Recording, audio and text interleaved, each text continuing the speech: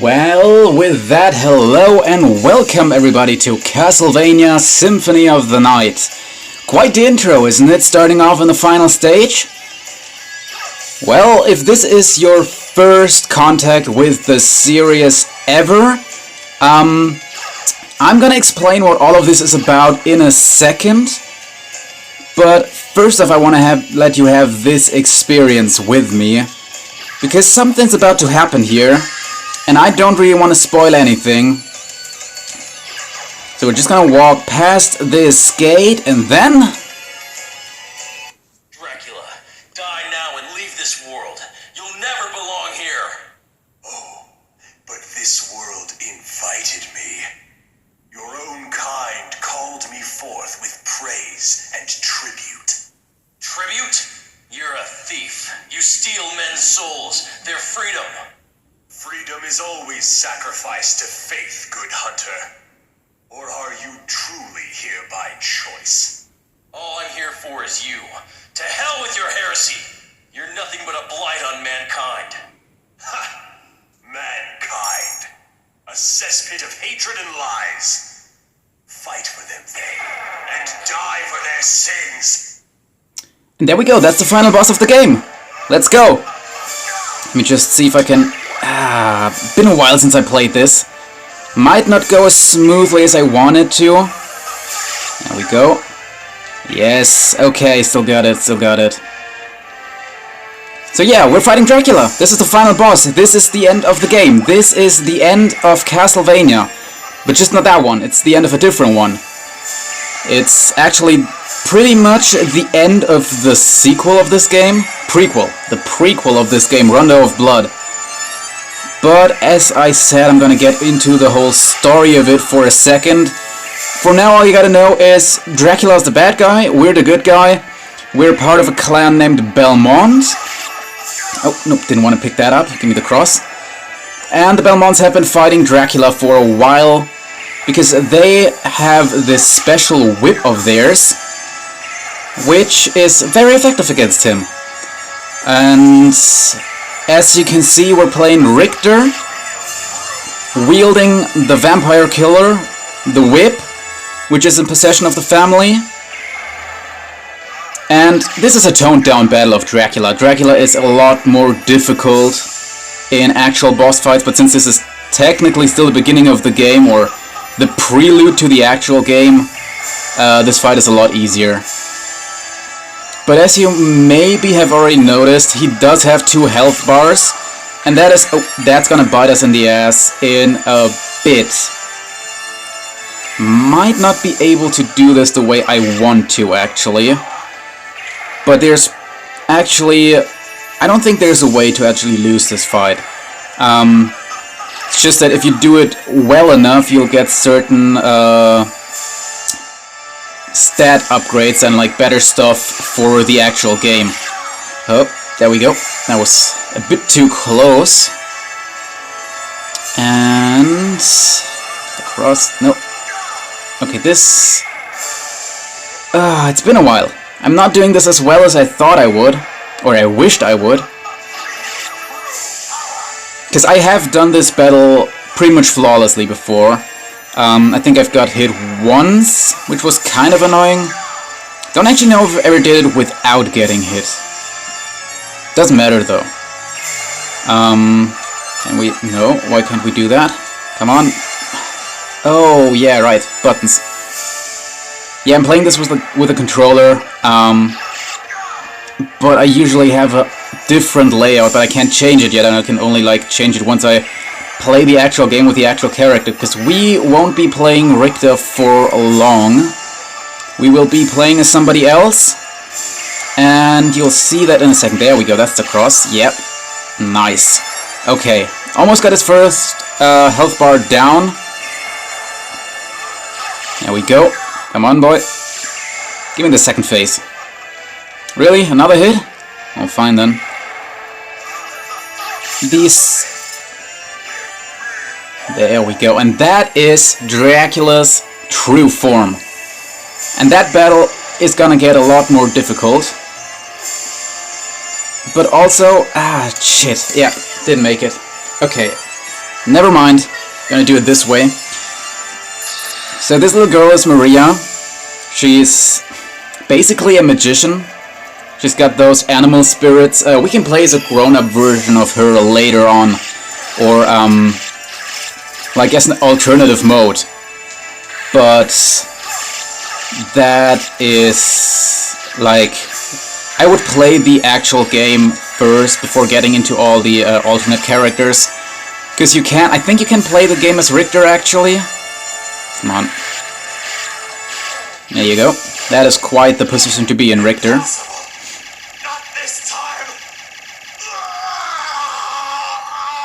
Yeah, when the head is so good, right?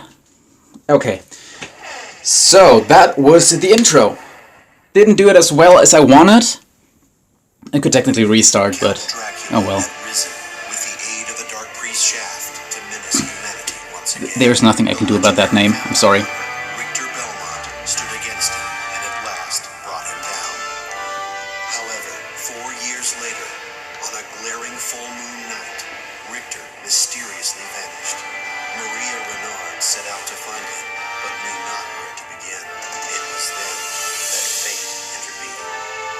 Castlevania, the castle of Dracula, rumored to appear once every century, suddenly materialized from the mist, as if to show her the way. Meanwhile, powerful forces struggled for the soul of a man named Alucard. He who had once fought alongside Trevor Belmont against his own immortal father, Count Dracula himself. To purge the world of his own cursed bloodline, Alucard had submerged his vampiric powers and fallen into what was meant to be eternal slumber. But now, he awakens to the cackles of evil and cries of the innocent. The eternal battle of good and evil has come full circle once more. Dracula's castle beckons for you. And no man can say who will emerge victorious.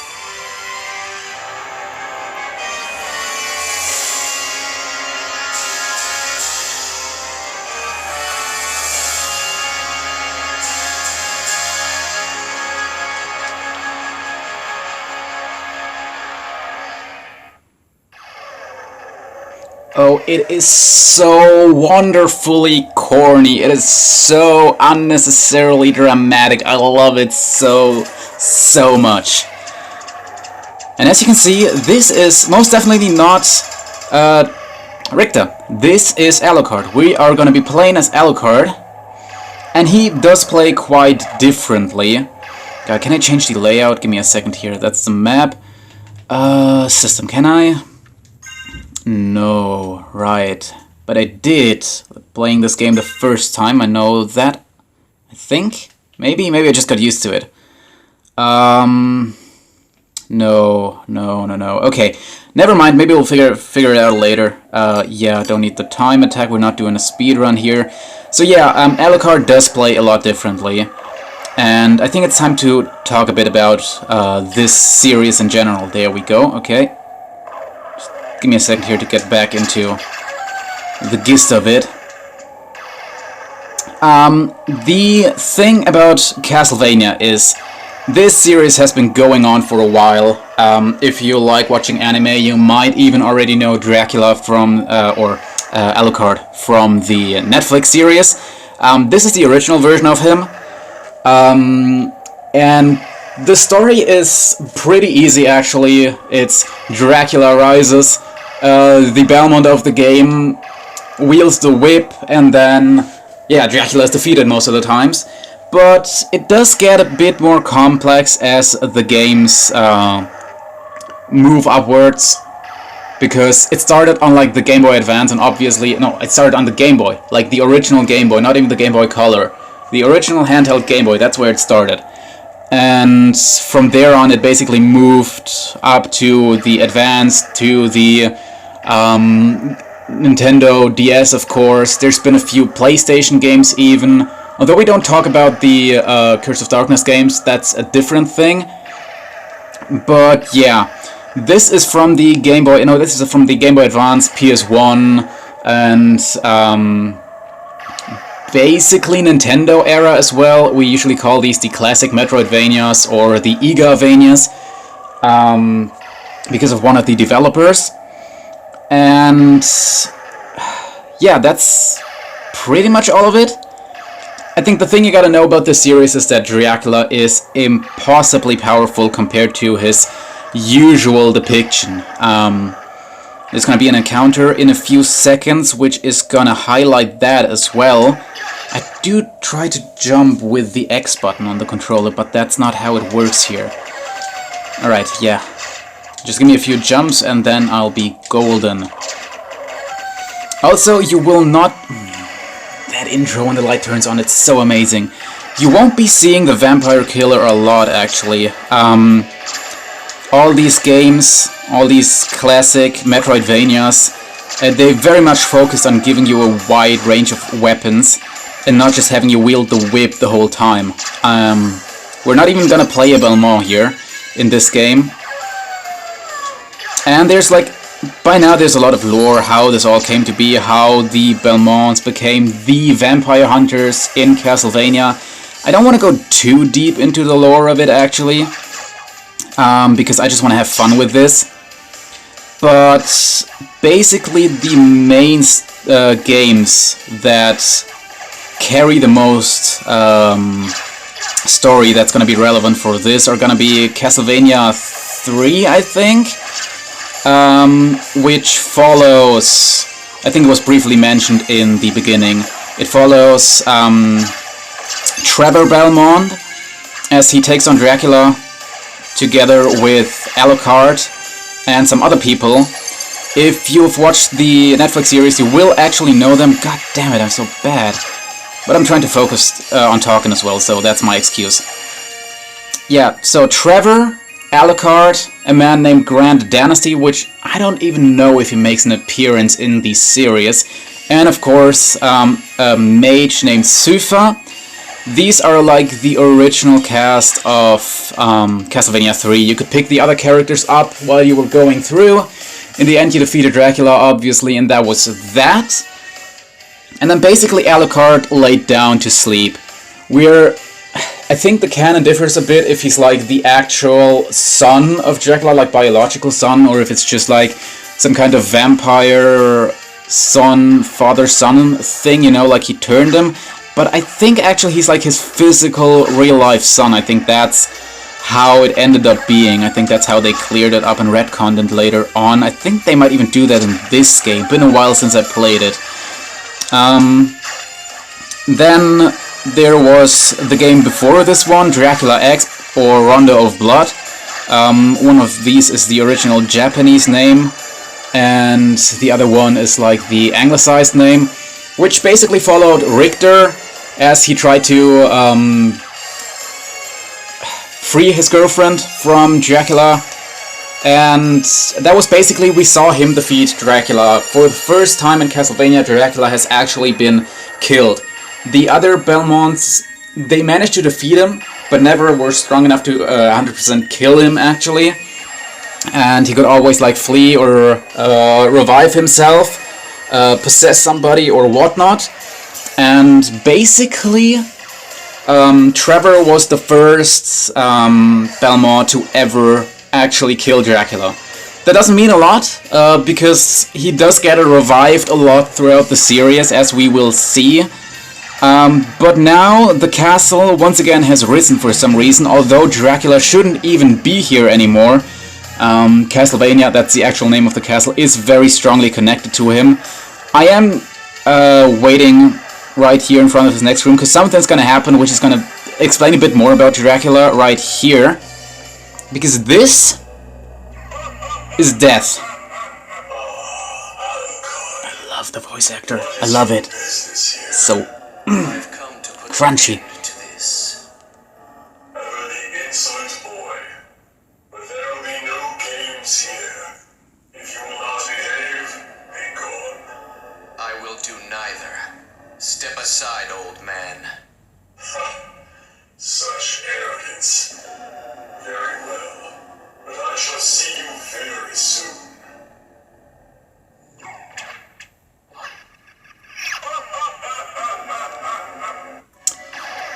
And that was the worst thing that could have happened, because as you can see now, we don't have any equipment anymore. Nothing. All the armor, all the shields, every weapon we had gone. Because he just joined it from us. Yeah, that was death. It was not the actual Grim Reaper, but it was like a death god. I think in Japanese, the original, he's just called Shinigami. So he's not the death, he's just like a death god. But still a very, very, very powerful entity who Dracula actually made a deal with. So basically the Dracula of Castlevania can often be equated to even more of like a Satan or a devil. He did start out as a regular human, turning into a vampire, but over the time he amassed insane amounts of power, made the deal with death, and the castle itself is basically a reflection of his powers. A small spoiler for the later games. Basically, the castle is built by or built from an entity, a primordial entity called Chaos, which is pretty much what it sounds like. It's chaos. It's like the primordial chaos that just exists. Oops. There we go. Still tried to jump with the wrong button there. But yeah, Dracula is strong enough to even have like a deal slash control chaos itself, and that is why the castle always reappears and looks different. Also, the turkey, you've seen I've broken a wall for this. That's a Castlevania insider. There's always some wall meat somewhere. It started out in the first games where you could get like meat or turkey from breaking hidden walls to heal yourself, and it carried on through all the games. Wall meat is just a Castlevania thing that you will find in every Castlevania game. Can't go there yet. And the gameplay is like the pretty classic Metroidvania thing. Explore areas, fight bosses, unlock new abilities, and then get to new places. But also, god damn it, why am I so bad with the controls all of a sudden? It's been ages since I played this game, apparently. As you can see, we do have very many options for equipping ourselves. This one, the Red Rust, is, I think it's like the weakest blade in the game. And it's two-handed, so if I equip it, I can't equip anything else. It's slow as fuck. And wait, yeah, there we go. It might have a special effect, but I'm not entirely sure. There is a weaker katana-like blade, which has like a bleed effect. I'm not sure if it's a Red Rust or something else. I think it's something else. Obviously there's like challenges to play through the game with Red Rust. Can I have it equipped here for a second, just to show it off? And there you can see we got our first ability. This is the Cube of Zoe. It's a relic, Cube of Zoe, which can cause items to materialize. So from now on, if we hit one of those, the hearts and the money will drop, and we can do stuff with that. The hearts basically fill up our special attack, so if we don't have any hearts, we can't use that. And the money can be used to buy new items, obviously.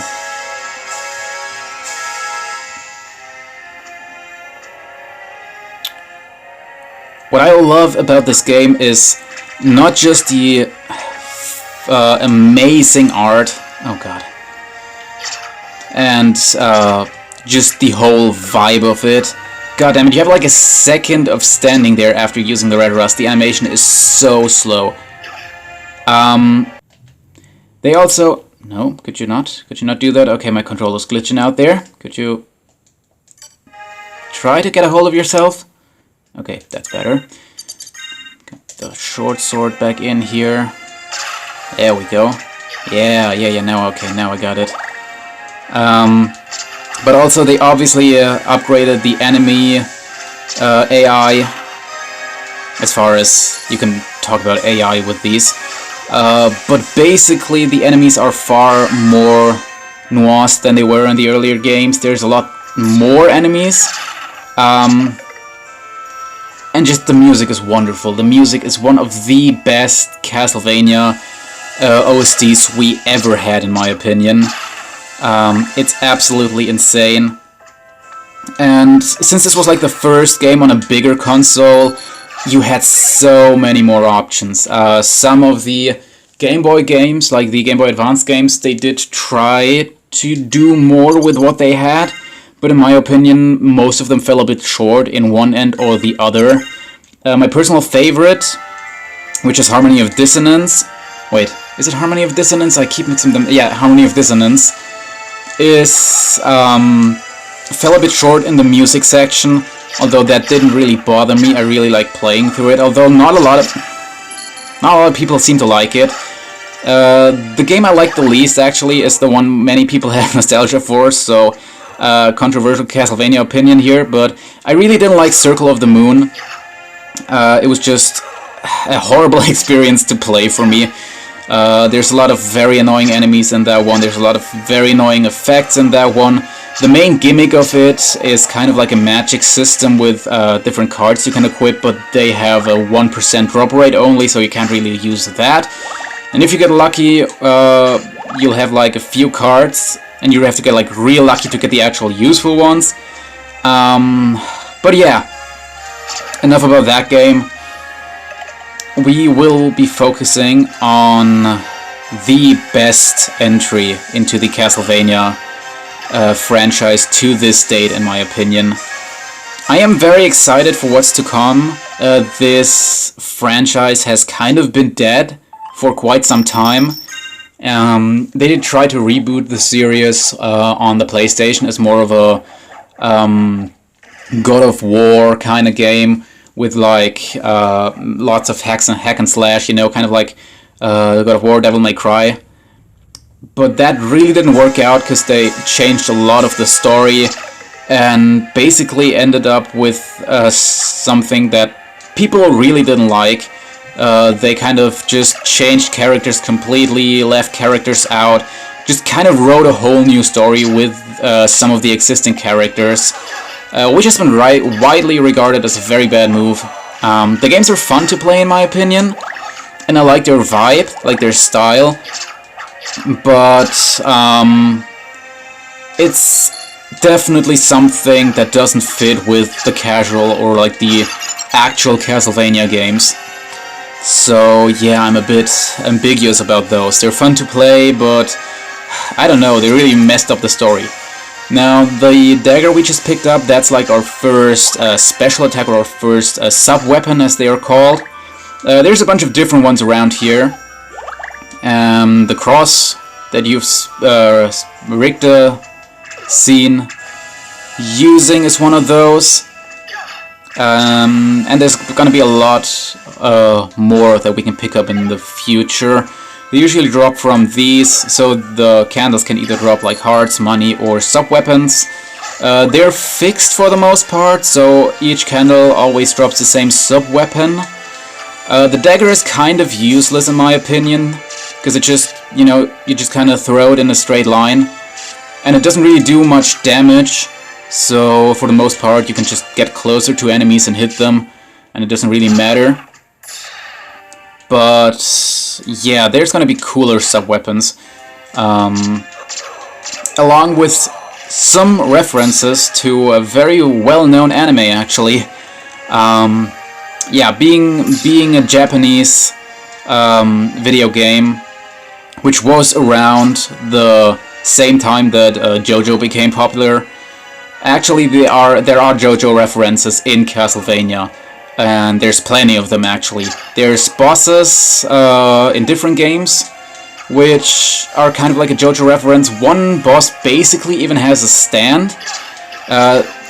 In-game lore-wise, he fights using his shadow, which is like, you can only see the shape of like his ability in the shadow, so it's like, is he manipulating the shadow, or does he have like an invisible ability which you can only see the shadow of? And then there's the stone mask from JoJo is in the game. The stone, the red stone of Aja, I think he was called, which was important in JoJo Part 2, was in the game, and even part of like the actual Castlevania lore. Because it's like an important part of how Dracula even became this powerful, by using like the red stone of Aja, or just the red stone I think it's called, Crimson Stone maybe. And then there's, oh come on, and then there's the time stop ability, which keeps going for I think 9 seconds it is. And yes, you can throw the dagger with the time stop ability. It's just a bit difficult to pull off. I don't even know if you can do it in this game, but there's definitely games where you can do it later on. In one of the DS titles you play with 2 characters, and you can use one of them for the time stop and one of them for throwing daggers, and then you can do the Dio thing from part 3 with all the daggers. And yeah, we're gonna keep this. We just picked up the throwing axe, and that is gonna be very important in a few seconds. Is it the first boss battle? This is, I think Gaibon and Slogra is what they're called. So yeah, straight off the bat, we're gonna be hit with a double boss battle. This is... and the... oh, careful. That is a jump button, CJ. That is jumping. This is attacking. So these aren't all that hard if you know what to do. You gotta stay down for the most part, not jump like I just did. And you can hit Gaibon with the X, like this, when he gets up. Shit. Okay, wait, give me a second, I need to focus. I need to focus here. Fuck off, you two. There, that's what I'm waiting for. Oh, come on. It's usually, yeah, you can hit both of them like this, with the axe. And it causes Slogra to drop without using his attack. So you could just kind of like get some damage in there. Okay, we're out of hearts now, so we can't use the... there we go. We can't use the axe anymore. But hitting Slogra fast enough is just gonna cause him to be carried up by Gaibon again. And then that makes the battle a lot easier because you can kind of control both of them. There we go. I think that is... no, not yet. Okay, yeah, but we got Gaibon in a second phase, which is good, because we can just stay down here and hit him. There we go. That's one down. Now we don't have to care about him anymore, and that is Slogra, yeah. Not the cleanest fight I ever had with them, but it was decent. It was a decent fight. Could have gone worse. Just gonna go back and save. Because, you know, old gamer rule, save early, save often, save pretty much everything you do. But yeah, just look at the backgrounds with the sigil. It's so nice. I love this so much. Just every background of this game is gorgeous. Wait, do I even get back up there? No, wait, I have to drop from the other side, I think. Wait, where was the save room? Oh yeah, it was a bit down here even. Okay, nice. There we go. And I'm pretty sure saving won't refill our hearts. But it does fill up our health, so that's pretty much all we need.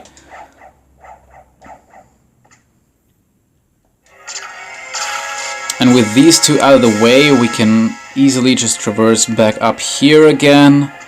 Go there. There's another item I want to get, which is basically just a quality of life thing.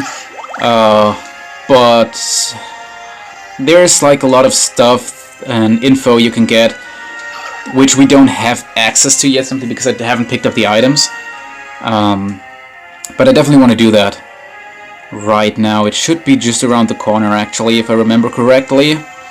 And the best advice I can basically give for all of these enemies, especially for the ones in the beginning, is just drop down. Just stand and crouch, and many of them are just not gonna hit you.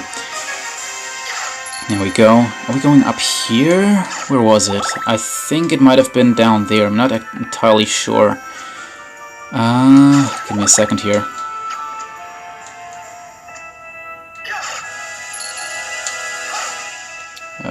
Yeah, hearts. We need hearts right now.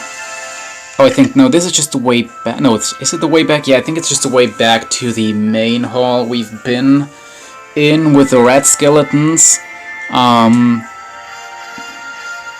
But I'm not entirely sure. Also, yeah, if you push like the up button, he does a little dramatic. Oh no, we should have gotten off there. Okay, never mind. Don't. Yeah, it's just. Is it? Yeah. Can you? No. Okay. Right. Then we're gonna save this part for later on.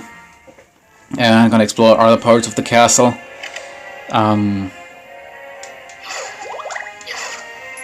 In my opinion, the shields, I don't really use them as much. Maybe I should? I don't know. They don't block anything. They just lessen damage. So, I don't know. I just try to avoid it altogether. Oh. And see, that's a thing that they haven't done before. Like in the earlier titles. Like this jumping and actually being aware of their surroundings and not just walking back and forth, basically. Oh, careful. I think I just saw something there.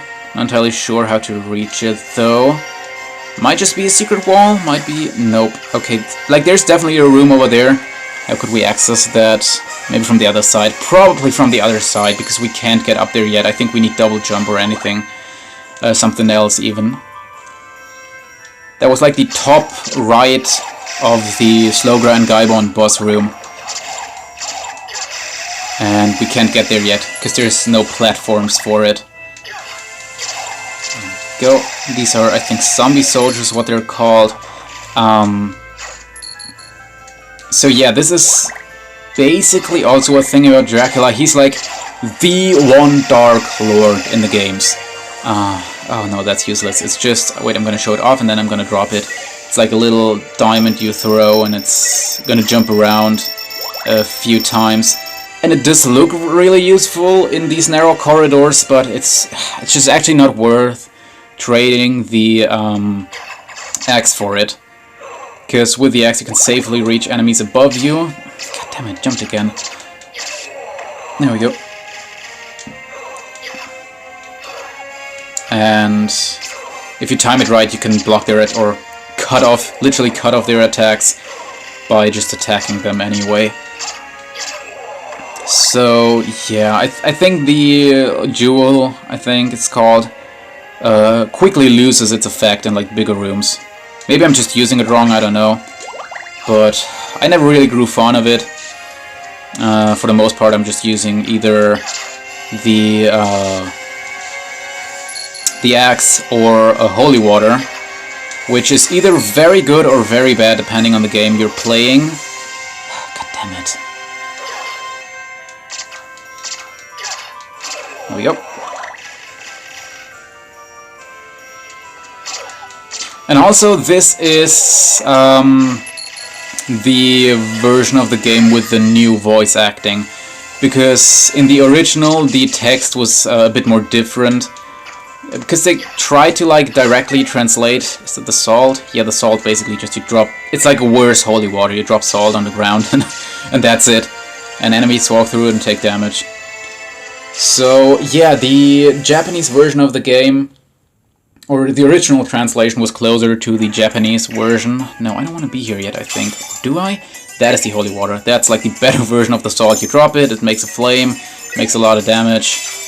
But I'm still gonna go with the axe here. Actually, I think that's where I want to be.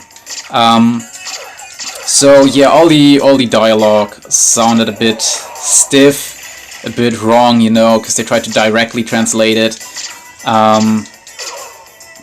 But it also brought forth some very iconic lines, like Richter going, "Die, monster! You don't belong in this world!" And Dracula just responding, Dracula, when he asked, like, when it went about Dracula being brought forth by mankind's wishes, yada yada yada, he basically goes, "What is a man? A miserable pile of secrets." And that is just so much better in my opinion. It's so iconic. The voice actors in this game are amazing. I love them very much. They are doing a wonderful job with all the characters. But these classic voice lines are just so iconic. And I wish this game still had them. But alas, we don't, so... Oh, fuck off. I hate these tables. I don't even know why, they're not even hard to hit. They're way worse than another game, where they just randomly start floating around from off-screen and start doing insane amounts of damage. But yeah. Okay, gonna save here real quick.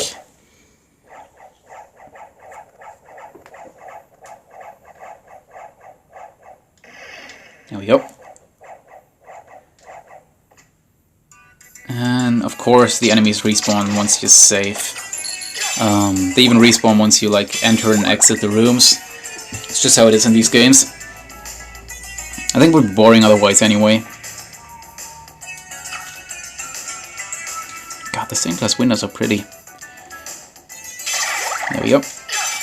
So, also the woman you've seen, or the girl you've seen very early in the game was helping out Richter. We are gonna meet her again.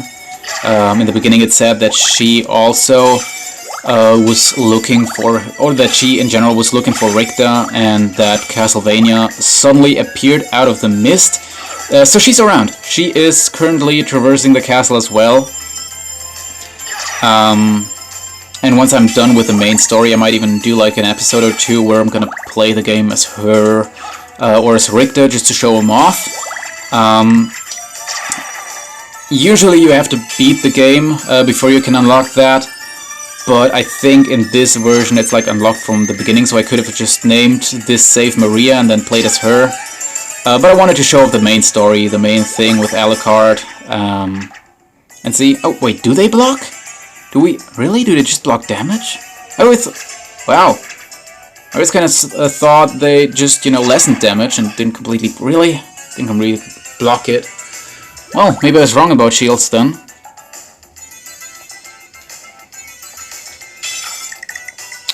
There we go. Oh, these puppets. They are very annoying. I'm gonna show you why in a second. I'm gonna let them... Really? I'm gonna let one of them hit me on purpose. Just gonna get this one down to one hit. Come on. Really? There we go. Because, no. Don't you do that? Don't you do that every time? Usually they curse you. And a curse means you won't be able to attack for a while. Come on. No? Well, fine then. It's fine by me. I don't mind not being cursed. I like being uncursed for once. There we go. That's the item I wanted to pick up. That is the Spirit Orb. And that should show us enemy names and the damage we do, I think. Or just damage? I think the names might actually be a second item somewhere else. But now we can see like how much damage we're actually doing, which is going to be a massive help later on. Especially with like the bosses and stuff, because you can just kind of gauge how strong or weak other weapons are. And some enemies, like right now we have a sword, which is a striking weapon, and there's going to be blunt weapons as well. And some enemies are going to resist blunt attacks, and some are going to resist striking attacks. And, you know, to figure out which does more damage, you'll actually need to know how much... Oh, careful. Wait, did I pick up a knife? When did I pick up a knife? Okay, there we go. Because I think that fucker, yeah, see, he resists striking damage. So we're just doing nothing there. Should be a Morning Star around here somewhere where I can... And he does insane amounts of damage to us. Well, not insane, 14 is not that much. But for our current health, it's quite a lot actually. So, just gonna play a bit more aggressive here. Nope. Thought I could maybe stop him from attacking and stagger him back. But that won't work. Because you can stagger him a bit. But once he starts attacking, that won't be possible. Alright. Can I attack from off-screen? I'm not sure if that hits him. I don't even need to jump here. Okay, I can get another one in and just move away. Easy as that. You know, just get into the rhythm. I think that's what this kind of game is all about. Figure out enemy movement, get into a rhythm, avoid them, and that's how you win. God, I love the trail that he has. Looks so amazing. Get fucked. See, now 13 damage each. That was fine. And these tend to be quite annoying, because they'll be standing in the corners like this, and multiple at once. And they're throwing boomerangs. So they have the potential to hit you twice. Once attacking you, and then like the boomerang's coming back. Wait, do you curse? Do you curse me? No. You should. Huh. Well, maybe there's like different enemies, there's a bit of like enemy recoloring, obviously, but still in a way that keeps the enemies unique and interesting, in my opinion. Also, I'm not gonna spend like time on farming stuff. Like I could have farmed a bit of money here, but don't really want to do that. Don't really want to waste any time. Just want to get through the game, you know. And then we'll see how many episodes we'll do. I actually don't know how long I've been recording. Oh, really? You're here? Yeah, just keep going. Just don't mind me, Jesus, because that guy's doing a lot of damage. Whew, okay. No. Whoa, okay. 34? Really? Okay, wait, the game over screen. Oh, it's amazing. You gotta see that one.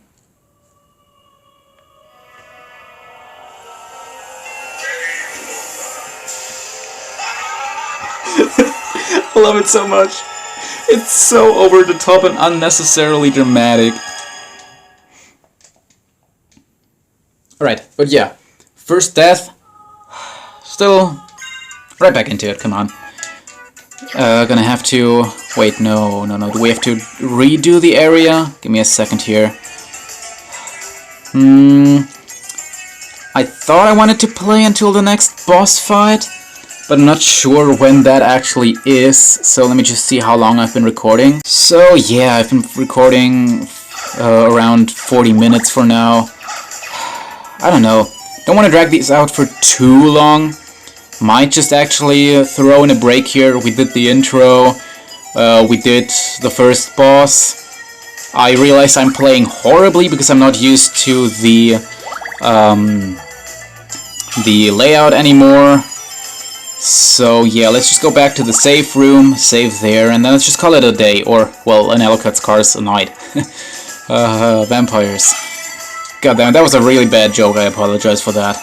So if you want to get into Castlevania yourself, I would highly recommend playing either this one, or one of the Game Boy Advance games, or maybe one of the Nintendo DS games. And they are a bit hard to get by these days. I think there might be ROMs on the internet of them. You could play with an emulator, but that's not always legal if you have the actual game. So yeah, don't do that. Don't download any ROMs and play them with emulators. Definitely don't. Even if it's like a free way to get games, you know. Never ever touch emulators. Don't even think about touching emulators, really. You've never heard me say the word emulator. I think I made myself incredibly clear on my opinion of that topic. Don't do it. But yeah, this one you can play it. I think you can play it on Nintendo Switch. It's on both Android and Apple phones, and you can get it on PlayStation as well. So there's options for this game at least. As always, if you enjoyed, make sure to leave a like, subscribe. Right now, Memento Vitae is in a state of chaos, but isn't it always? We are kind of just trying to figure out where to take the channel, to be honest. We wanted to do more group videos, which turned out to be incredibly hard. So basically for now, I think Memento Vitae is going to stay a bit of a creative playground. Which is actually very, very nice, you know. It gives us the freedom to upload what we want, whenever we want, and that is a very, very wonderful thing to have as a content creator. So yeah, make sure to like, subscribe, there's gonna be more of this, and feel free to ask anything you want. I'm a bit of a nerd when it comes to Castlevania, so... any recommendations, any questions, just drop them in the comments. I'll be happy to answer them. And yeah, see you guys next week, hopefully.